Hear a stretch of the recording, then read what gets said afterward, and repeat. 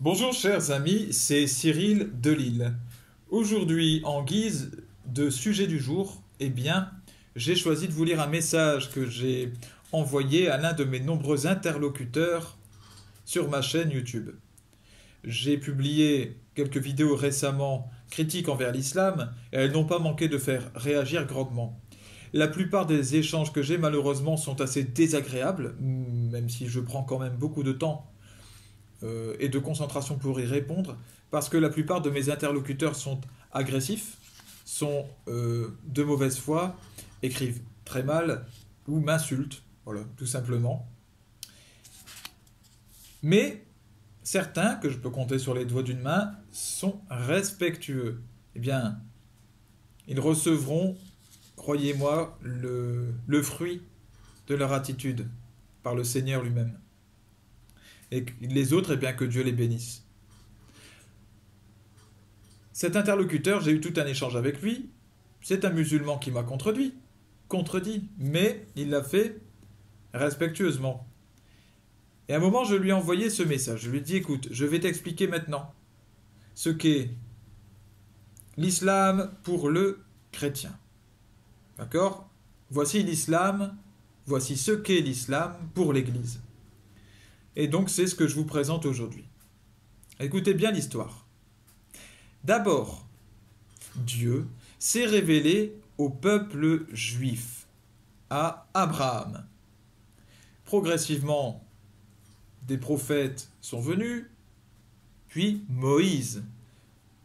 Par Moïse, Dieu a donné au peuple juif la loi, les fameux 10 commandements, à laquelle sont toujours sujets d'ailleurs les juifs d'aujourd'hui qui n'ont pas reconnu Jésus-Christ et dont le Seigneur attend la conversion à Jésus-Christ. C'est bien pour eux, avant tout, que Jésus est venu.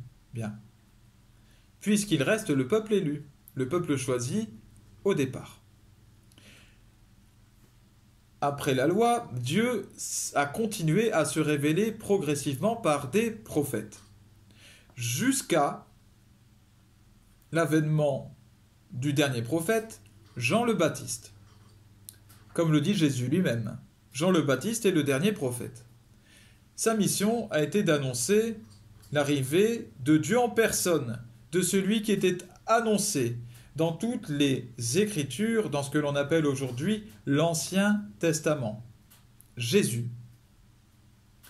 Voilà quelle a été sa mission au dernier et au plus grand des prophètes, selon Jésus lui-même. Alors, Jésus est venu. Et il a, tout en étant dans la continuité, il a tout changé.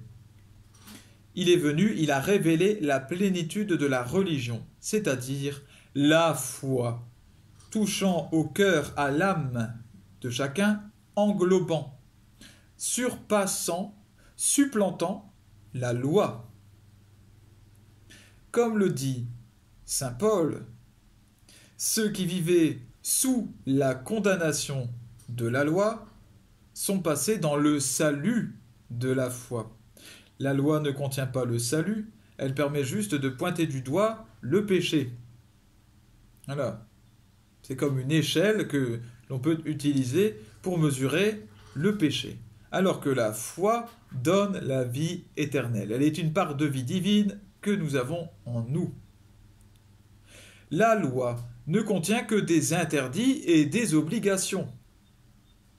Elle permet donc de pointer du doigt le péché, mais ne contient pas la vie elle-même. La foi, qui passe par celui qui a fait le chemin de Dieu vers l'homme, Jésus-Christ. La foi ne passe que par Jésus-Christ, puisqu'il est le seul à pouvoir faire le lien entre l'homme et Dieu, puisqu'il est homme et Dieu. C'est ce que dit l'Église. La foi, qui ne passe que par Jésus-Christ, donne la vie, puisqu'elle est la vie elle-même, comme je le disais. Attention, il ne faut pas confondre foi et croyance. L'islam est une croyance, par exemple. elle ne contient pas de foi puisqu'il n'y a pas de lien entre l'homme et Dieu. Il n'y a pas d'intermédiaire, de médiateur, de quelqu'un qui fait le lien. Il n'y a pas. Il y a une coupure entre l'homme et Dieu. Donc ça reste une croyance. Une croyance, elle est purement intellectuelle. Et elle vient de l'homme surtout. Tandis que la foi, unique, unit l'homme à Dieu de façon surnaturelle. Des croyances, il y en a plein. Vous comprenez? La foi, elle est unique. Il n'y en a qu'une seule. Elle unit l'homme à Dieu de façon surnaturelle et elle vient de Dieu, elle est un cadeau de Dieu. C'est d'ailleurs pour ça qu'il n'en a qu'une seule.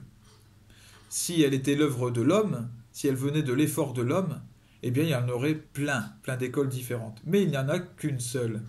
Un seul lien, comme il y a un seul amour, en fait. Les interdits et les obligations de la loi ne sont pas jetés à la poubelle, d'accord? Ils sont naturels à ceux qui ont la foi. Car la foi mène au sommet de tout, comme je le disais, l'amour. L'amour ne fait rien de mauvais, seulement ce qui est bon. Aimez-vous les uns les autres, aimez votre Dieu de tout votre cœur, de toute votre âme, de toute votre force. Aimez-vous les uns les autres, bon, c'est le sommet de la loi et en même temps de la foi.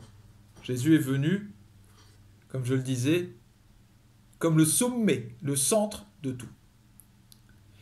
Puis, l'islam est arrivé et a établi une régression religieuse, revenant au stade du judaïsme, comme si le salut n'avait pas été donné en Jésus-Christ, comme si la foi n'avait pas été révélée.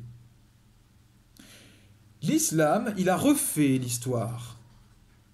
Il a transformé Jésus en Issa. Non, c'est qu'un prophète. Non, c'était pas lui sur la croix. Non, il n'a pas sauvé l'homme. Il a parlé à sa mère à sa naissance, quand il était bébé. Voilà. C'était un autre personnage.